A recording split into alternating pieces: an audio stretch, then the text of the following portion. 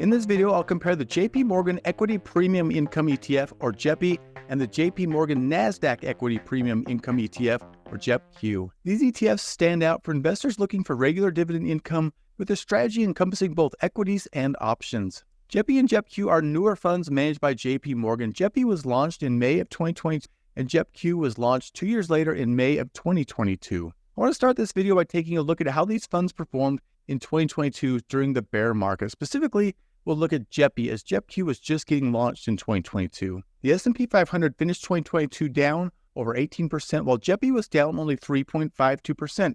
This can be at least partly associated with the option strategy used by JEPI. Selling options in volatile markets can be very profitable. These funds appear to be a great way to smooth the ride during volatile or falling markets. Because these funds are so new, we'll need to see how they perform over the long run. I like the strategy these funds use and definitely think they need to be in my portfolio. Now let's get into the details of each of these funds. JEPI has been one of the most popular actively managed ETFs since it was launched. This fund focuses on generating income through dividends and options premiums. JEPI primarily targets U.S. large-cap equities from the S&P 500, known for their stability and potential for steady growth. This ETF also employs an option selling strategy to enhance income by selling covered calls, making it suitable for investors seeking regular income with a somewhat cautious approach to equity exposure. JEPI's current yield is 7.85%. It has $32.78 billion in net assets. Its current price is $57.37. It has an expense ratio of 0.35%, which is not bad for such an actively managed fund. JEPI is well diversified with its highest sector weightings in technology, healthcare,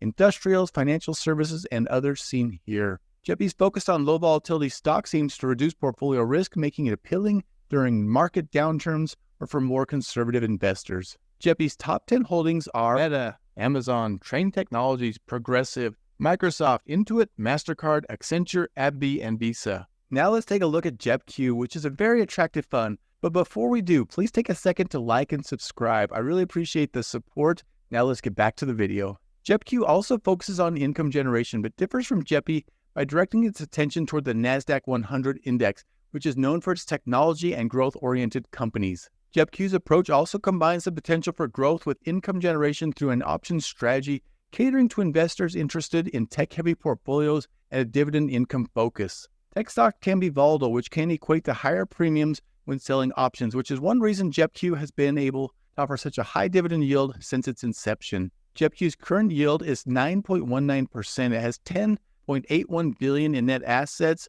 Its current price is $53.57 and has an expense ratio of 0.35%. JEPQ's focus on the Nasdaq-100 positions it for potential growth, aligning with investors' bullish outlook on technology and growth sectors. Looking at JEPQ's sector weighting, we can see it holds over 50% of its assets in technology, followed by communication services and consumer cyclicals. JEPQ's top 10 holdings are headlined by tech giants Microsoft, Apple, Nvidia, Amazon, Meta, Alphabet, Broadcom, AMD, Tesla, and Netflix. Here are a few more things you need to know about these funds. JEPI and JEPQ utilize a covered call strategy, selling options on equities they hold to generate additional income. This strategy can offer investors a steady income stream even in flat or slightly declining markets, but it's very important to remember that selling covered calls may cap the upside potential in bull markets.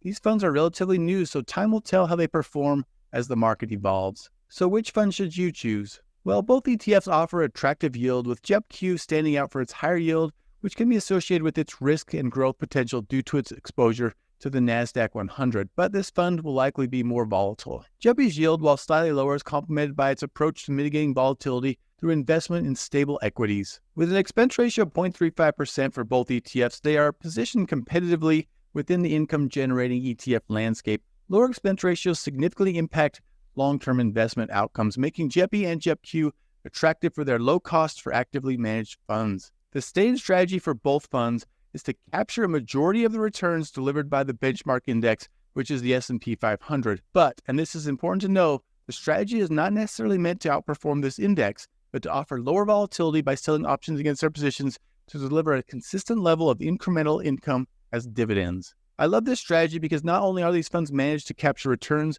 of the major indexes, but the options strategy used also provides monthly cash flow through dividends. Younger investors may be tempted to go for JEPQ, and I understand why. The Nasdaq-100 has been on an absolute tear over the last decade thanks to its high allocation in large cap US tech stocks. However, this has been accompanied by higher volatility. It's not known how this fund will perform during many market cycles. Retirees might be more comfortable with JEPI with its sector diversification across the S&P 500, making it less volatile but still offering an impressive dividend yield. For me, I'm not choosing between JEPI and JEPQ. I am investing in both. I've recently started a dividends ETF portfolio to complement my growth portfolio. I held JEPI, JEPQ, and Devo in this fund, and combined, they make up about 10% of that portfolio.